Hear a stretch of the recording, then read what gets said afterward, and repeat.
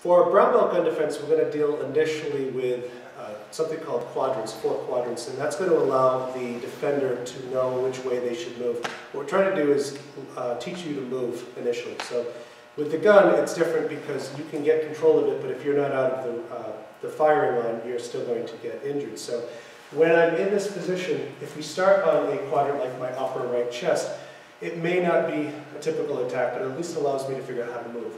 I learned pretty quickly that if I go this way, I'm going into the weapon and I'm bringing it towards my center, so I learn how to move offline to here. If it's on, say, my opposite lower quadrant, again, I don't want to move towards the weapon, so I learn how to move from here.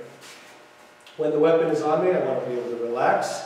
I want to be able to get my hands into a position that's favorable for me. If my hands shoot up too high, he's going to either react quickly to this, or I'm going to have a hard time then getting my hands down.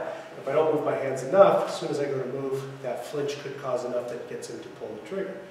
If I relax, I bring my hands up, and then I figure out which way I need to move. I'm either going to be on the inside, or I'm going to be on the outside.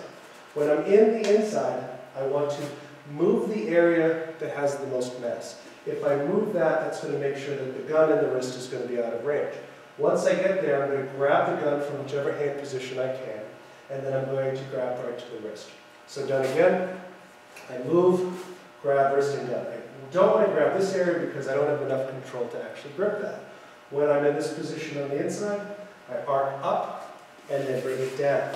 Now typically, this finger would be inside here, so I take the chance of getting a finger break, possibly locking him with the finger. But even if it doesn't, I'm just going to use the gun to lever back and out. Make sure once you take it, you escape and you get a little bit of space because they're very quickly going to come back to you. From the opposite side, now I'm on the outside. So I want to relax, I want to lift, and I want to move. I want to move the greatest area of mass, get the gun, get the wrist.